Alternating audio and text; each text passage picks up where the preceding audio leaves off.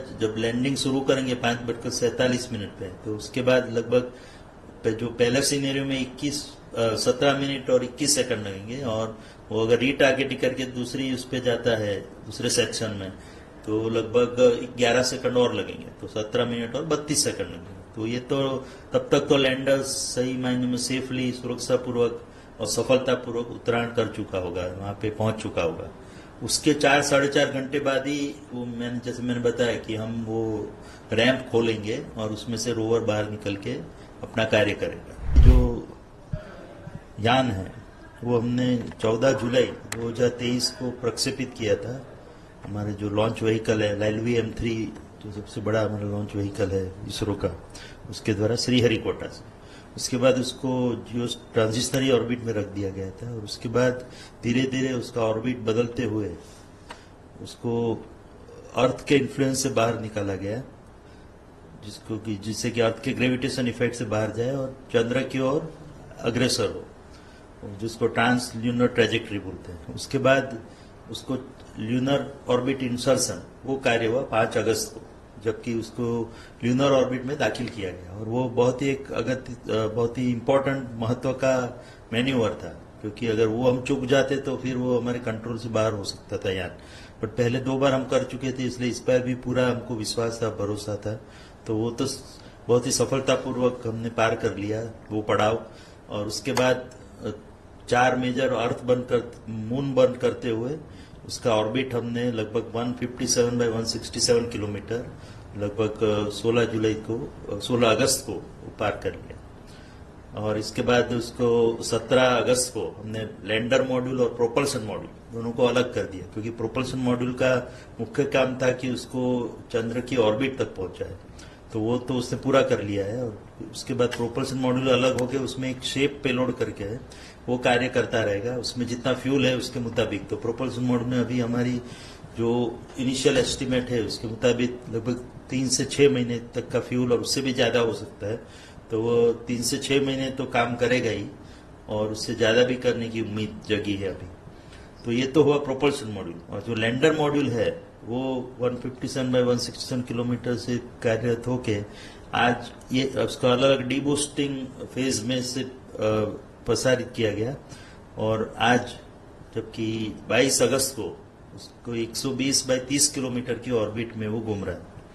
और उसको कल तक वो 100 बाय 30 किलोमीटर ऑर्बिट में पहुंच जाएगा, और फिर उसको 30 किलोमीटर से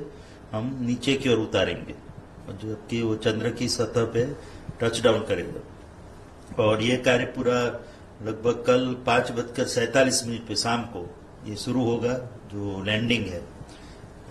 जैसे कि मैंने बताया 30 किलोमीटर की ऊंचाई से लैंडिंग शुरू होगा, और नीचे टच डाउन होगा लगभग 17 मिनट और 21 सेकंड के बाद, यानी कि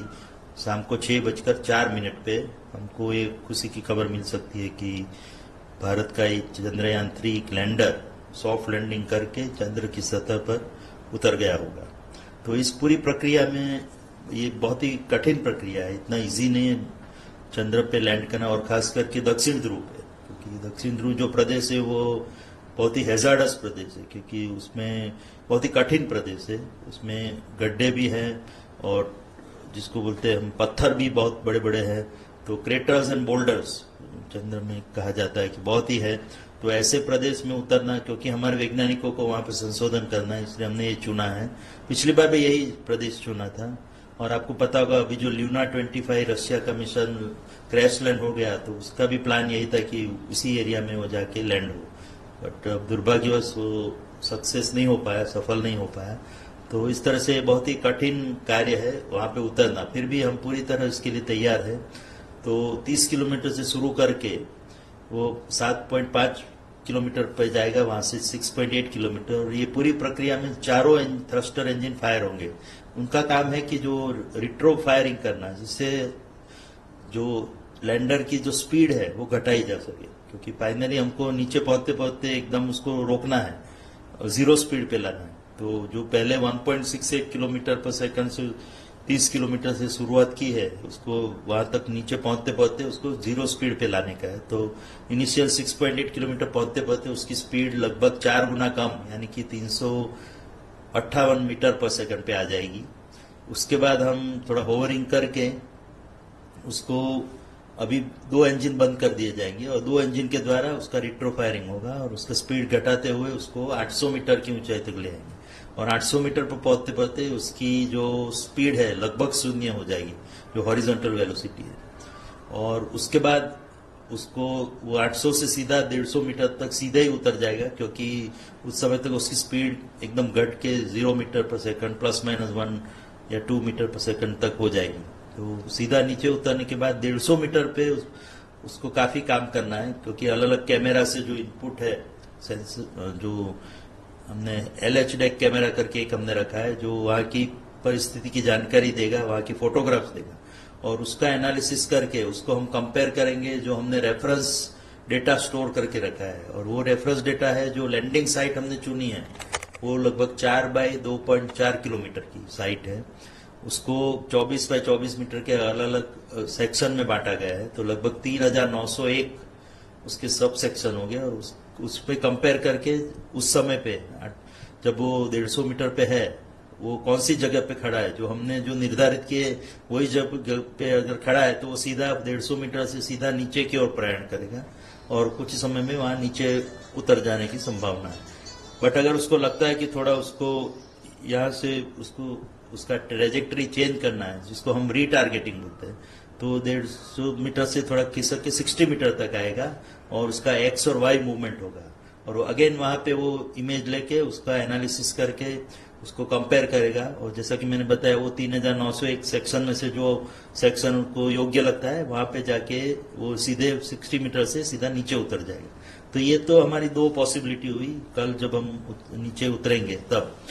अगर हमको लगता है कि जब वो 800-150 मीटर पे होगा उसको लगता है कि कोई भी इमेज मैच नहीं हो रही है और कोई एक जो पूर्व निर्धारित एरिया के बदले कोई और जगह ही अगर पहुंच गया है और उसकी संभावना काफी कम है, फिर भी उस संभावना को मद्देनजर रखते हुए हमने प्रोग्रामिंग में वो टेक केयर किया है। तो उस समय पे लैंडर खुद ही अभी इमेज जो कैमरा से इमेज आएगी उसका 2D इमेज लेगा और उससे प्रोसेस करके वहां पे जो उसको सेफ एरिया दिखता है, क्योंकि इमेज में सब पता लग जाएगा कि कौन सा एरिया सही है, कौन सा में क्रेटर और बोल्डर ज्यादा है, तो सही एरिया खुद ही चूज करके तो वो निर्णय वो अपने आप लेगा और सीधा वहां पे नीचे उतरने की कोशिश करेगा। और हमको पूरी आशा है कि ये तीसरे जो सैल्वेज या इमरजेंसी मोड है उसकी जरूरत नहीं पड़ेगी और जो पहले 2 मोड मैंने बताए उसमें से ही एक मोड पे और जो हमने निर्धारित किया साइट उसी में वो सही जगह पे उतराण कर देगा। सर एक सवाल ये भी होता है कि लैंडिंग के बाद जो रैंप है सर वो सर कैसे खुलेगा सर? लैंडिंग जैसा कि मैंने बताया कि अगर हम सेफली लैंड कर लेते हैं सुरक्षा पूर्वक और सफलता पूर्वक तो उसके लगभग 4-4.5 घंटे बाद, क्योंकि तब तक वहां पर जो डस्ट वो उड़ी है नीचे उतरते समय पे जो रिट्रोफायरिंग के कारण काफी धूल उड़ी होगी वहां पे, तो वो हमारे लैंडर के अलग अलग पुर्जों पे वो स्थापित हो गई होगी, तो वो धीरे धीरे वो निकल के नीचे गिर जाएगी।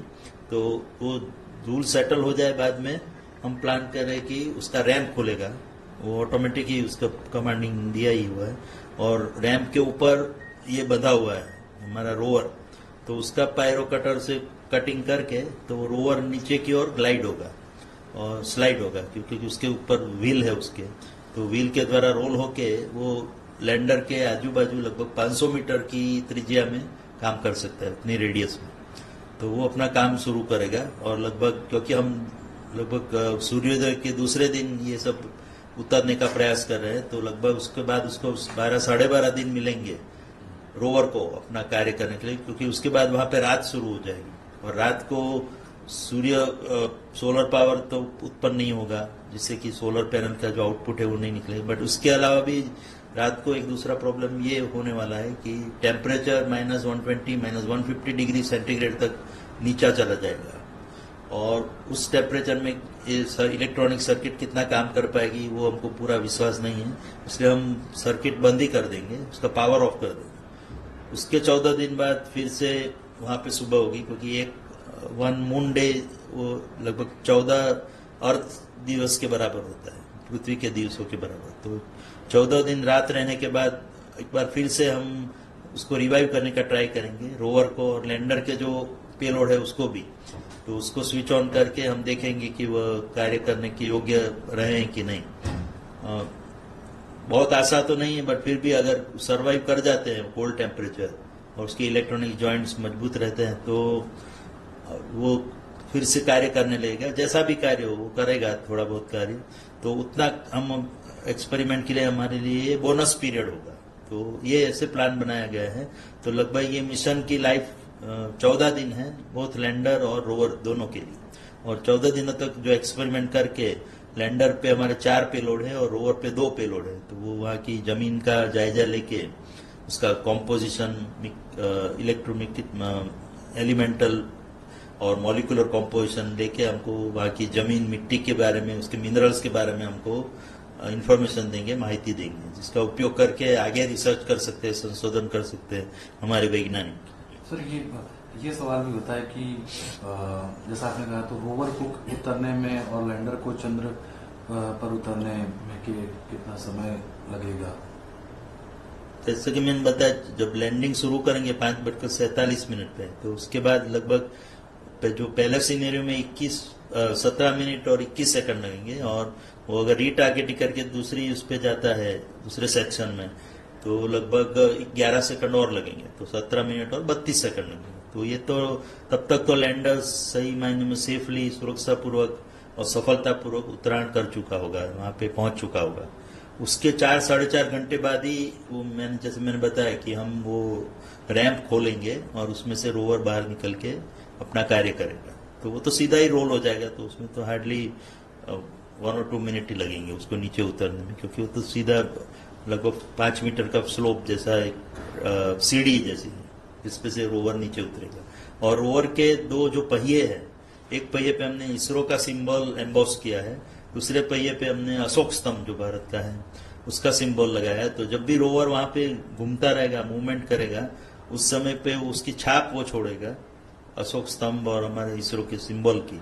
जो उसका फोटोग्राफ हमारा पीछे, रोवर के पीछे हमने एक रोवर इमेजर कैमरा लगाया है, तो वो रेगुलरली हमको वो इमेज देता रहेगा। तो उससे लोगों को भी आश्वासन मिलेगा, आश्वस्त होंगे कि रोवर हमारा ठीक काम कर रहा है और वहां पे चंद्र की धरती पे मूवमेंट करके और इसरो की छाप और हमारे देश की छाप वहां पे छोड़ चुका है।